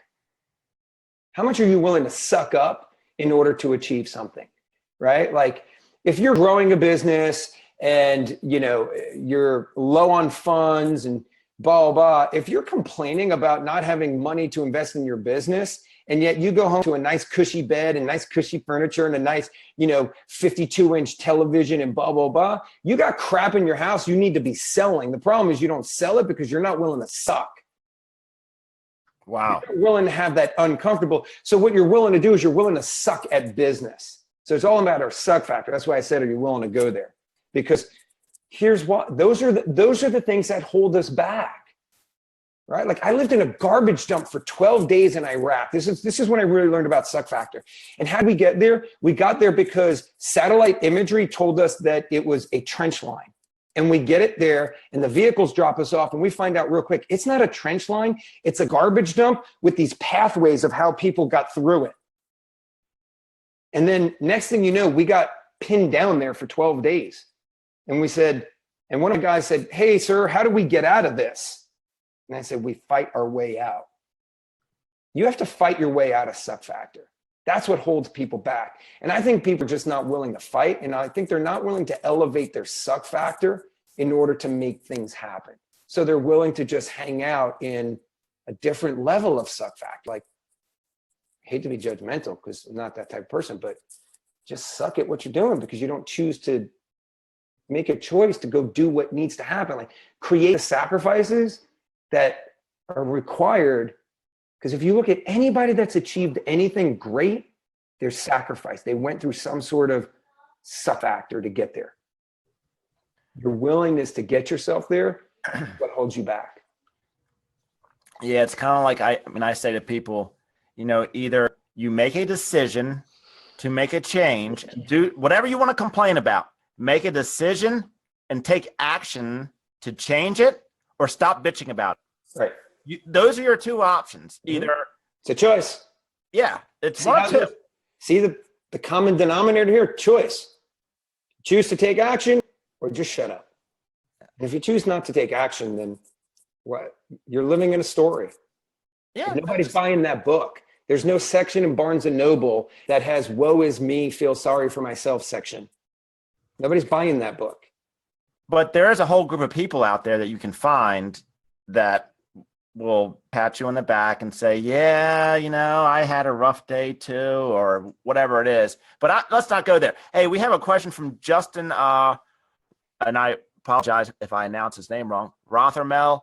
And it was, if your significant other, this is a deep one, is super negative, try to change their attitude. Oh, I know where we're going with this one. I can already see it. Or do we change our attitude so to see things from their perspective, or do we leave them? All right. I'm going to say right off the bat, based off of my spiritual beliefs, very few times I'll ever tell you to leave somebody. The only time I will ever tell someone not to fight for their marriage is if they're in danger and they're being physically or extremely mentally abused. All right. I want to get that out of the way. Otherwise you fight. Okay. You want something to change, you need to change. And I think the greatest example that God has given me to that belief is my wife. And in that period of time of PTSD, I was not a good person to her. How I talked to her, how I treated her. And she killed me with love. I mean, straight, like, and still to this day, like, don't get me wrong, man. Like, I'm not 100% out of the ditch. PTSD is PTSD, man. It's just that the flare-ups don't happen nearly as often and they're not nearly as bad. There's moments that I lose my cool, sometimes on her, and she doesn't deserve it. And she doesn't get mad at me. She loves me. Bro, that'll straight destroy a fool. Okay, that I mean, even right now, it touches my heart every time. How do you kill negativity with positivity? Love. That's right. Love your way out of it, my friend. Love your way out of it. Nothing can kill love, I promise you. And it's interesting, Chris, because I've said it public on my Facebook page. I truly believe that Nicole is an angel. She was sent from God because I was a wreck, just like what you just talked about. Like, I don't even know what she saw in me, to tell you the truth. I must have sold. That was my greatest sale ever, but I was a mess. I thought the same thing when I saw you guys at Vegas. I was like, what the hell does she see in this? Just kidding. I know you're out there, Nicole. I'm just messing. But I believe that she was an angel. Like that was, I don't know if that was her purpose, and that's what you just said. She just loved me until I could love myself. That's it. And so I think his name is Justin. Maybe that's your mission in your marriage, is to love her until she can love herself. And I promise you, when you're willing to fight through that, the love that you have for her and the love that she'll have for you back, be powerful. It'll be powerful. And that'll be a bond that no one can ever break. And it'll be a bond that you won't ever want to break, right? Like you'll never, like you will regret ever typing, or do we leave them? Yeah, there's a reason, and this was the priest that married us said that a wedding ring is a circle because it never ends. That's right. And then he told me what God has united, no man must divide. So truly, it's not even within my control to not do that because it's not my plan. That was God's plan. That's right. How dare if I try and go off the reservation with that one, like I'm doomed. Like everything else will just come crumbling down. And it's interestingly, I think we see that, and I always like to use Tiger Woods, and I'm sure he's not watching, but he went off the reservation in some areas of his life, and then all of a sudden, all this other stuff starts to happen. That's he can't hit a golf ball for crap anymore. Duality, my friend. I love that. Duality. So people don't have the suck factor. They're not willing to go through the valley of the shadow of death in order to come up on the other side and see the sun. So then here's the other avenue that I'll see, because some people might hear from this, okay, well, maybe I really don't want that. So then what they do is they sell themselves short. Yeah, because it's easier. Success is simple. It's not easy, right? What does that mean? There's some key fundamental practices in everything we define to be success, which is our goals, right? I call it 3 to 5. There's 3 to 5 critical and 1 vital task in every goal. So it makes it simple. It's not easy. So when you choose easy, you're not choosing success. If you want it to be easy, then you don't want success. If you want success, then you understand it's not going to be easy, AKA the suck factor. Do you mean a marriage of 14 years isn't easy? Where's Rebecca? We need Rebecca in here. Right, dude? Like, let's bring the ladies on. Let them handle that. Like, I think that's a podcast right there. That would be an interesting show. Dude. Live and uncensored. To get people like Marcy Weeks, which, guys, can we just have a moment of silence for Marcy? Like, that woman is badass. I know she's on here listening or something. Yo, she straight brought it today in that burpee freaking thing we did. I was like all proud I did 72. She busts out. She's like, oh, haven't done burpees since junior high school. She busts out with 91. Like, she's just badass. But I mean, like, I'd bring on people like Marcy and Flaviani Campbell and Rebecca Hart and Nicole Newman. Like, ask them that question, man, because like, I'm just like floating by. I'm just white knuckle grip holding on. They're the ones that, like, I just think this is all, marriage is cool. Well, I can tell you what, like, I don't cry, but Nicole is one person that can bring me to tears. Oh yeah, easily, dude, easily. So they've got this unique power, and it's quite fascinating. That's why God called them, whoa, man. So, yeah. What other questions we have out there? Anyone? Chris, I don't think we have any questions, at least not yet, or I can't see them. But let's now go back to the coaching that you do. Let's talk about, okay, so someone has the suck factor. They say that they want something in their life. Like, walk me through like a simple process to take them from A to B. I mean, I know it's not a simple process, but. So walk you through the process of taking them from A to B. Did I understand that correct? Yeah. So here's where I am. Here's where I want to go. How do I get there? Like, what would someone like yourself do for them? Well, it's really about understanding why aren't you there yet? Right? Like, there's an obstacle. Because you know what you want and you're not there. Why aren't you there? So you have to understand the obstacle, because once you understand the obstacle, then you can work on overcoming it. And it's usually programming, right? Limiting beliefs, fears, etc. Why? Because, Tony Robbins says this all the time. Everything you need is within you now. All the resources are there. You just got to learn how to tap into And that's what I do is I work with people and help them, reframe, part of my French, the shit that they keep telling themselves, because that's what it is. It's garbage. It's just shit. So we reframe it, we work on the programming, and we look at the obstacles, because here's the thing. It's like, I want to get to grandma's house, right? And your house is point A, and you're going to grandma's house. She just moved. You're going down this dark road, and all of a sudden there's a tree limb there. It's like, oh, what do we do now? We turn around and go home? No, we move the tree limb, right? Because if you move the tree limb, what happens? You can continue on. And what happens with people is the reason why they're not at where they're at is there's a tree limb in the way. We got to move it. And once we move it, whatever that obstacle is, however it presents itself, once we move it, we move on. Have you ever had, and I'm sure the answer is yes, have you ever had a client that you couldn't crack? Like, this is a tough case. Like, if someone out there is watching this and you're like, wow, that would be a really tough case for me to crack, what does that look like? Like, what's your, like, wow, that was a really hard one? That's a good question. Man, why don't you prep me with that one? I think the answer is no.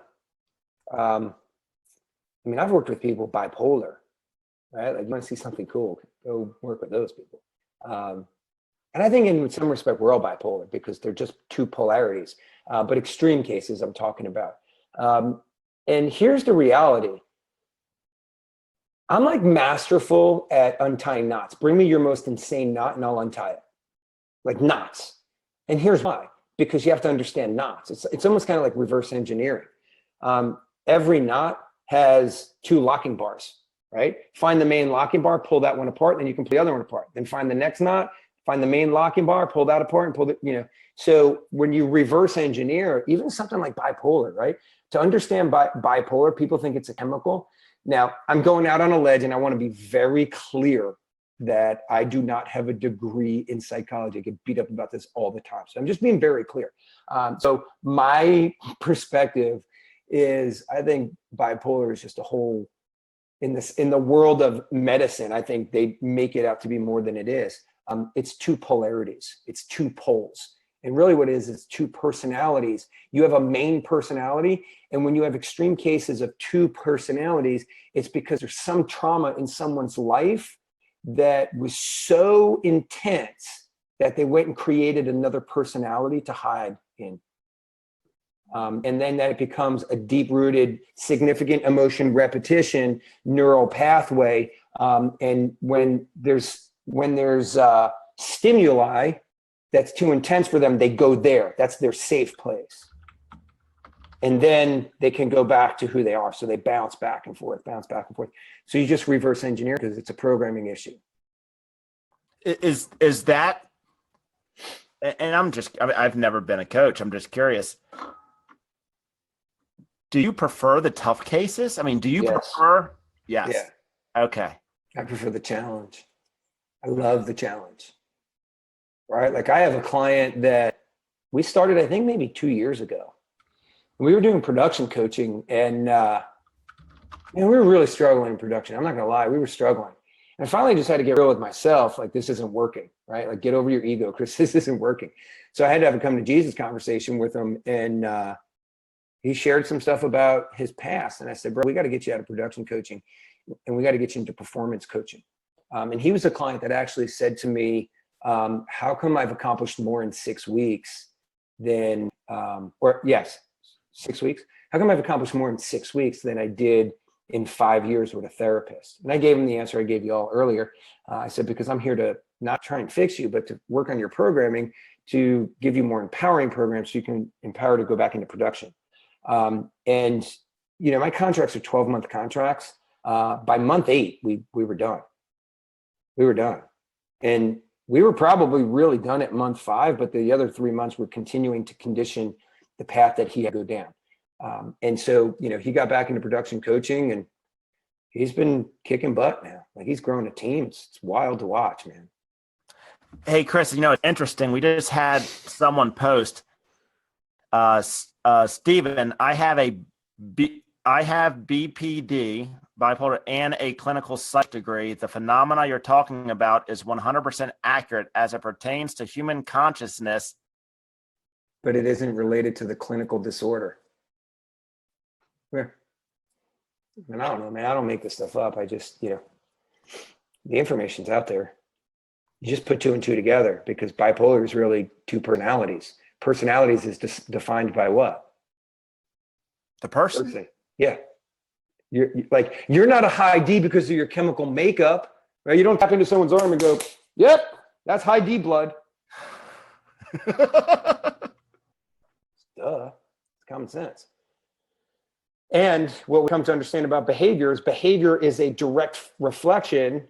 It's how people act based off of their personality. So you just understand how to untie the knots. It's just makes sense. How do you reframe the emotion? You don't. You reframe the programming, because the programming affects the thoughts that creates the feelings and emotion. Yeah, I think that came from Eric. Yeah. So understand this, guys. In higher level consciousness awareness, or higher level consciousness coaching, here's what we understand. There is no such thing as reality, right? Reality is what it is. And then there's this thing that we say, oh, reality is what you make of it. Yeah, we're kind of to a degree. But life shows up, or reality is when we have an experience, we assign a meaning to it, and then experience an emotion. So when you say, how do you reframe the emotion? It's how do you reframe the emotion by reframing the meaning from the experience. Like, what does this mean?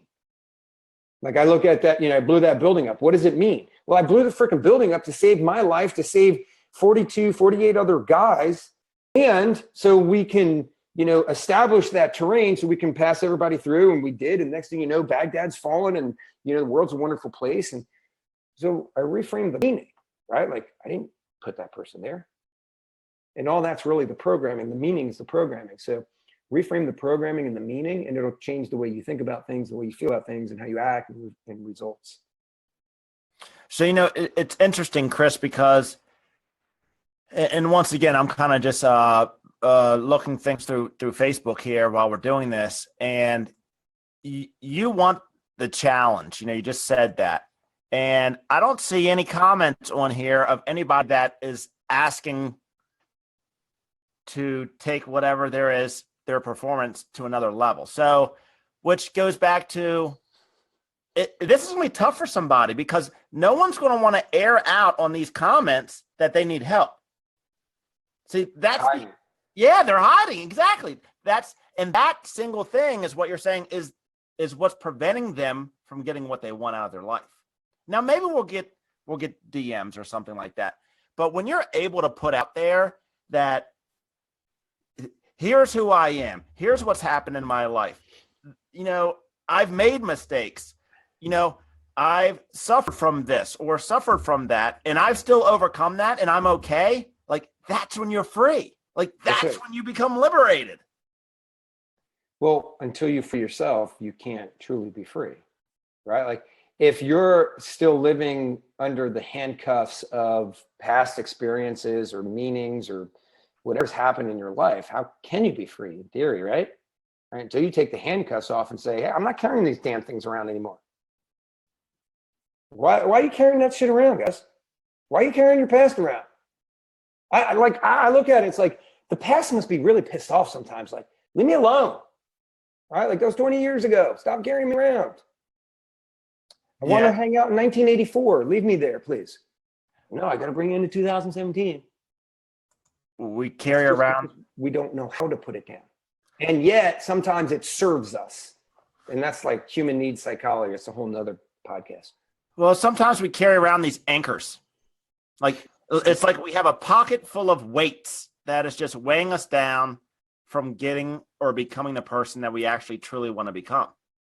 And those anchors are all that baggage that we have back there. Yeah, here's a question. What would your life look like? What do you think you're able to accomplish? What would show up in your life? Who would show up in your life if you just put that shit down?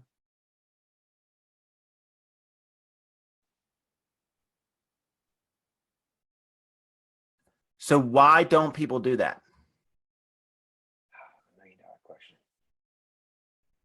That question keeps me in business, John. But Why? but it's Everything Chris. we do serves ourselves at some level.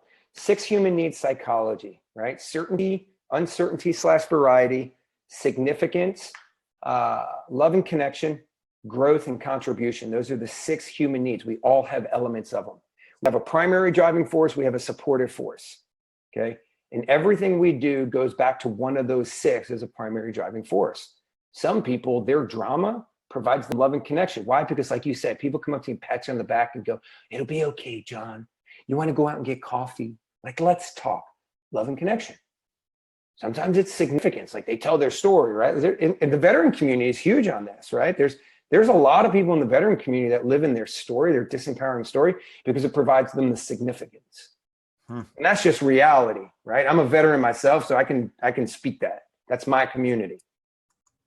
Some people, it just provides certainty, right? Like they don't know what life will be like. It'll be too uncertain if we put that bag down. Like, what will happen? Oh my goodness. And sometimes it's variety, man. It's like, dude, like I carry this bag around. I'm a bag of mess. Like, woo! Who knows what shows up? Okay. Sometimes drama doesn't really contribute to growth contribution, but understand we have elements of all 6.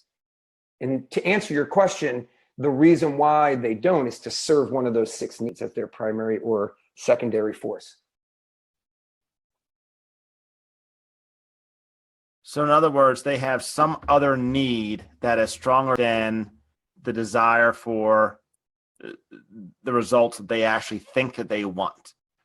Like almost like, okay, I want to have 13% body fat, but there's something that's holding me back. Mm-hmm. Yeah. Yeah, absolutely. So one of the things that I love about you is you'll call me out and say, okay, well, either you want it or you don't want it. Right. Like, once again, it comes back to now we're back to making a choice. Right. So what are your choices? Is it really that simple, though? Yes. Not easy. Success is simple, not easy. It's that simple. You have a choice. You either do it or you don't. Now, it's not easy because there's obstacles. And that takes us back to your past question. Like, when you work with someone, how do you get them from point A to point B? Well, we understand what the critical and vital tasks are, and we look to understand what the obstacles that are going to prevent you from doing those critical and vital tasks. Sometimes those obstacles are not known at the beginning. And so we have to actually start traveling down that path, and you stop showing up. And when you stop showing up, I got to go, why? Why are you not doing this? And then you'll feed me some BS at the beginning, and I'll dig through it, and I'll have to call you out. And, that's the process. Sometimes it happens with clients. And it's working through that. And here's the thing. One of the reasons why you've been able to achieve what you've been able to achieve, I believe, is because you're willing to hear it, and you're willing to make the decisions that need, and take the action that needs to be taken. There's a lot of people out there that aren't, and that's okay. There's nothing wrong with that. There's no judgment, but just understand you have to accept your reality at that point. Well, and I'm willing to accept failure. I mean, like failure does not scare me because failure is just an event. It's just an experience, right? So what meaning do you assign to failure, and what emotion do you experience when you experience failure? And it's Chris, it's what and I'm gonna go off on a rant really quick. It's one of the biggest problems I see in the quote unquote school system today. You're not letting kids fail. Oh my goodness. Do you see that in California? They're taking out that game that we all grew up and played. I forget, somebody texted it to me, but there's a game that they're taking out of the school system that we all grew up playing our whole entire lives because it was getting too rough. All right, come on, guys. What is that game? It's tag. Like tag, you're it? Tag, you're it. It's getting too rough. Kids are being pushed down on the schoolyard. Wow. Thank you, Rebecca Hill. Rebecca, I guess somebody quoted what Rebecca Hill said. She said, I signed up for, just a self plug. Sorry guys, I've taken this opportunity. I signed up for coaching with Chris because I knew I needed help. He rocks, changed my whole game. No, I think you changed your whole game. I just help you see some things that you needed to change. You made the conscious decision to change, Rebecca. And that's what, causes you to be able to say that. So, I appreciate what you're saying, but I want people to understand the reason why I read that is not to give maybe to give myself a plug, but is to understand that the only reason why Rebecca Hill has been able to change her whole game is because she was willing to hear some things that needed to be said and be held accountable and willing to change, right? Like Rebecca shows up, dude, last week she showed up to her coaching call, gives me her update. The week before, she had nothing under contract. Last week's coaching call, she's got 4 buyers under contract. Like, what? What happened there? That's huge in 1 week. A solo agent, mind you. No admin, nothing. She's just out there kicking butt, taking names. Most people, Chris, that word accountability is not a good word for most people. No. Because they'll allow me to say the F-bomb before they allow me to say the A-bomb. Yeah, I mean, and it probably goes back to those 6 human needs. There's something in there, but yet accountability is probably the single largest thing that helps them get from A to B. Well, it's based off of their past experiences, poor leadership. I talk about this in my leadership videos and leadership coaching, right? Accountability, what is it? It's 2 words. It's a conjunctive word where 2 separate meanings come together to find a new meaning. Account and ability. Account is measuring, right? It's a system of measurement. Ability is the possession of skill.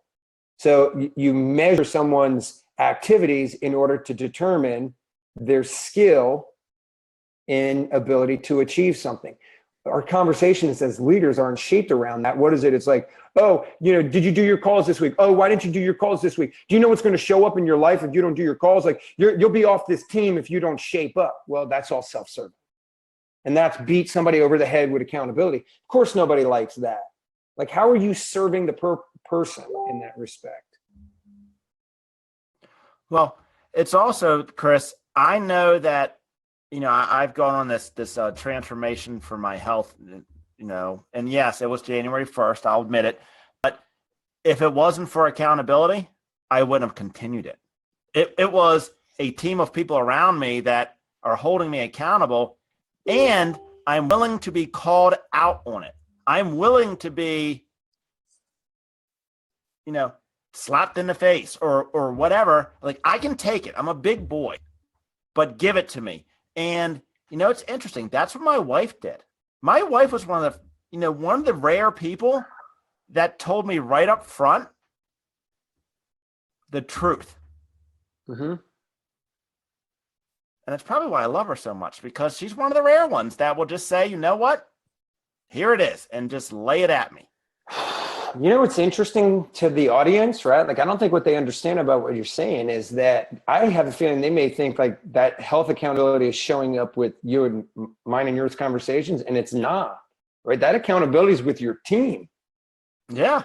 Right? That's with your team members. That has nothing to do with our conversations. And that's a whole nother level of, entering into a whole nother level of leadership where, it's a culture of accountability. It's not top-down accountability, right? It's John Maxwell talks about this in his book, 360 Degree,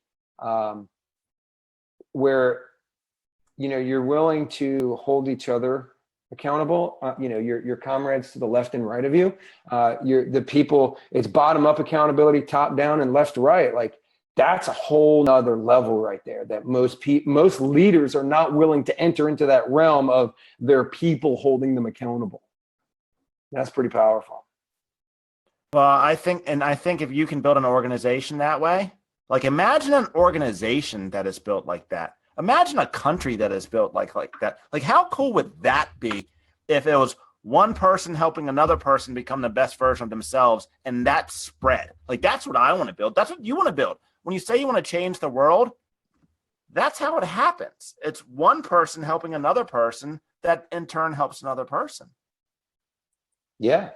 And so the question is, are you open to your kids holding you accountable? Are you open to your team holding you accountable? Are you open to your spouse holding you accountable? Are you open to your friends holding you accountable? Are you open to anyone who you respect holding you accountable. Most people aren't.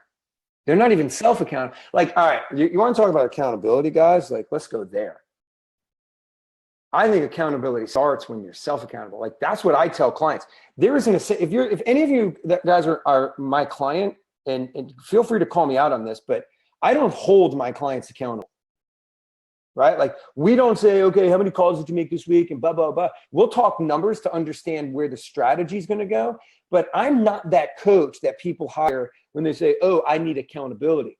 Well, you know what? I'll be your accountability coach for a certain period of time. But my whole goal is to get you self-accountable to where you wake up in the morning, I know I got to do this. Not because coach is going to hold me accountable, but because my future, my goals, my family, my this is going to hold me accountable. That's where you got to go, right? Quit lying to yourself about, this accountability that you want to have as a leader in your organization. That's why I say 6 levels of leadership. Level 1, be a great follower. Level 2, lead thyself. You have to hold yourself accountable before you can ever hold anyone else accountable. And if you don't, you're a fugazi, as we say in New Jersey. Fugazi. It's fair. It is. There it is. Hey, Chris, dude, we're going on like almost 2 hours now. And, as typical with our conversations, we could probably do this for another 3 hours.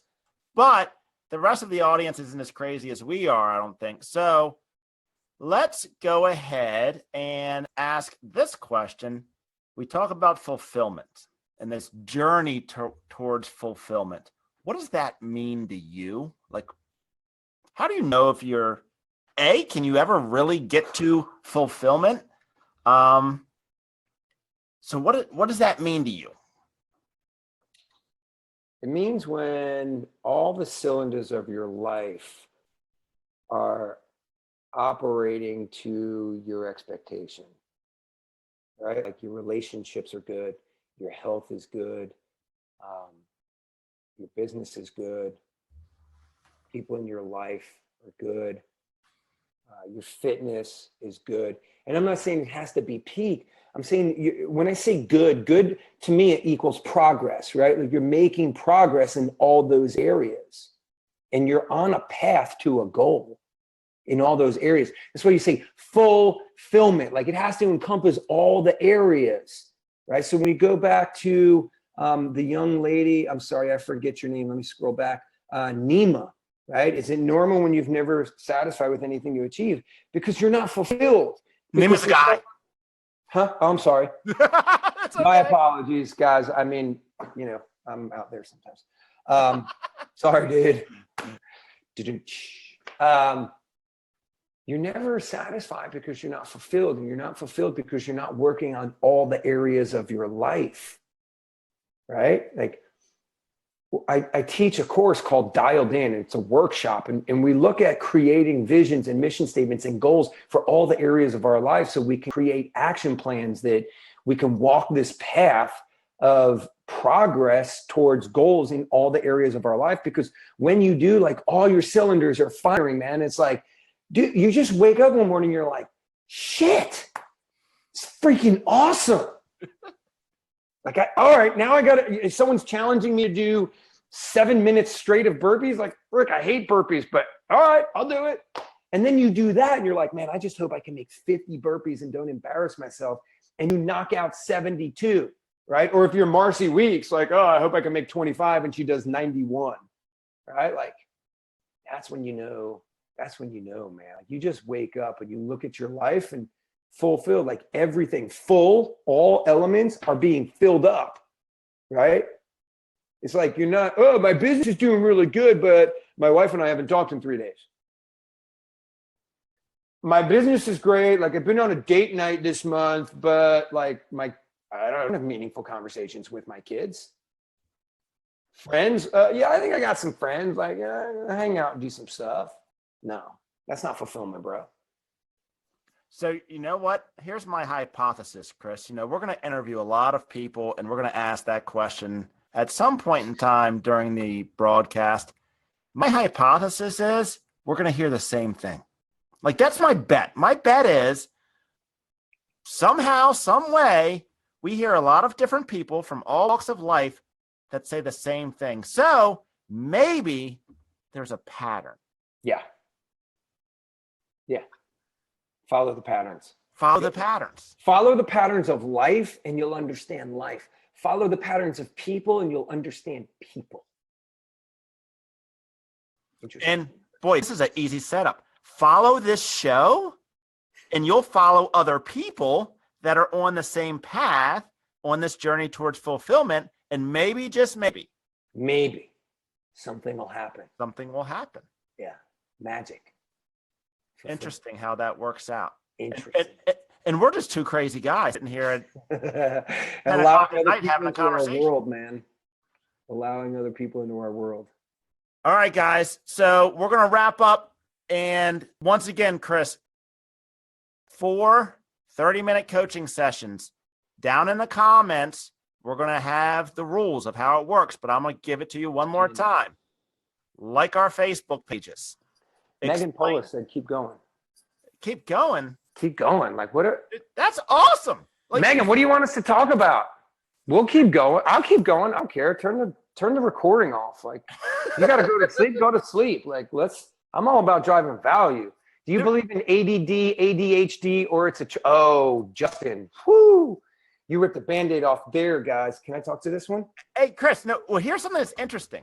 The fact that it's 10 o'clock at night and you and I are still pumped up. That's what I'm saying. This is awesome. Like, this is fulfillment. Yes, this is what you guys should be doing. Contribution. Go ahead, preach. Do I believe in ADD, ADHD, or is it a choice to be unmotivated? First of all, ADD, I think the biggest problem with ADD is you can't slow people down. I don't think it's a lack of motivation, right? Lack of motivation, that's effing lazy, right? That's not ADD, ADHD. ADD, most kids that are labeled ADD are not ADD. They're just high D personality, high need for variety, high energy, can't sit still.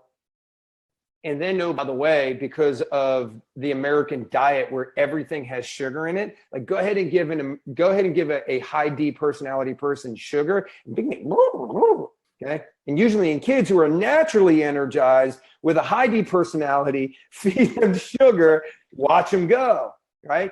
And then what happens? We put them into a scholastic school system that is what? Broke. Yeah, that's a whole nother podcast. But it's created based off of the personality type of high S, steady, stable, good listeners. Sit in your seat for a long period of time and listen to someone else. To a high D who can't sit still for 5 minutes and is a visionary and is looking out the window thinking, how do I change the world? And this high S doesn't understand high Ds because if you've ever been in my script mastery coaching program, they're two opposite ends of the personality spectrum. So they don't understand each other. So the teacher doesn't know how to teach that kid. The kid doesn't like the teacher. And the teacher says, I think your child is ADD. Send him to a doctor. The doctor goes, ADD, that's money. I can feed him a prescription that he'll be on for the rest of his life. I'm going to get rich off of this little kid. Woo! Hey, Chris, you may have just gone off the deep end on that one, buddy. But that's okay. Keep going because I can tell you my daughter was in here one day, and my daughter's brilliant, by the way, guys. And I know every parent says that, but she's really brilliant. So, Michaela, if you're out there, yes, you are brilliant. And Logan's brilliant. Mara's brilliant. My whole family's brilliant in their own ways because they all have different gifts. But she does not like to sit still. And she came in here to my office one day and she was like, why do you get to walk around all day? And I'm like, because it gives me more energy. I get more energy. And she was like, well, then why does my teacher tell me I have to sit still? And I'm like, uh-oh. Stupid. That's why we homeschool our kids, right? Like if you saw my Facebook video today of me doing that, just kind of releasing some thoughts on Facebook about that burpee challenge. Like my kids were right there, man. They were still in their pajamas. They just got done with their schoolwork. And they're like, Dad, what are you doing? I'm like, I'm going to do a Facebook video. Oh, what? Burpees. My daughter's like, can I do burpees? My son's like, I'm going to do burpees. 7 minutes of burpees. Like I was the only one that did all 7 minutes, but they were trying. I don't send them to school so the school system can try and condition them to be someone different. Like 2 of my 3 kids are really hyper. Like one kid can't sit still for a minute. One kid, literally, we teach him while he's on a freaking bouncy thing. Because he learns better. Yeah. And he knocks his work out, and he's like, I'm going to go play. Later, dude. And they're excelling, man. They're excelling because we put them in an environment where they're learning based off of how their personality has programmed them to learn. And so to answer your story, I don't believe ADD is a choice. I think it's a choice to be unmotivated. Don't get me wrong. I don't care what personality type you are. You have choices to wake up and go do stuff. And lack of motivation, there's another topic. Motivation, 2 words, conjunctive. Motive and ation. Motive is defined as the reason why people do something, and ation is action or process. So motivation is the reason why people take action or a process of action. So if you're unmotivated, the reason why you're unmotivated is because you don't have a reason to go take action or process. Hence the whole concept of big why, and having a big why and empowered by why. It's just a reason. That's all. Just a reason. That's motivation. So, Chris, do you believe that you can motivate somebody? Yes. Tap them into a reason. And whether they show up and stay motivated is their choice. Now, I can continue the process of motivation by increasing the pain. Why? Because if you're not going to move towards pleasure, then I'm going to try moving you away from pain. And the more that you resist the pain, the more I'm going to elevate the pain until either you quit on yourself or stop showing up your coaching call, which happens. Like they just stop showing up? Oh, yeah. Like, they start making up other reasons. Like they don't take accountability. This is not the coaching I expected. No, you didn't expect yourself to be held accountable. That's the problem. So, I tell people it's okay. There's nothing wrong with it. There's no judgment. I'm not the right coach for everyone, but I'm the right coach for the right people, I believe. Well, the fascinating thing, Chris, and once again, and this is what I love, like it's 10 o'clock at night and you're here and you probably have just as much energy now as you did at 10 o'clock this morning. Yeah. That's what we're in search for. Like, if you don't feel that way, like what would you say to someone who comes to you and you're coaching them and they're like, well, Chris, I just don't have that much passion about what I'm doing.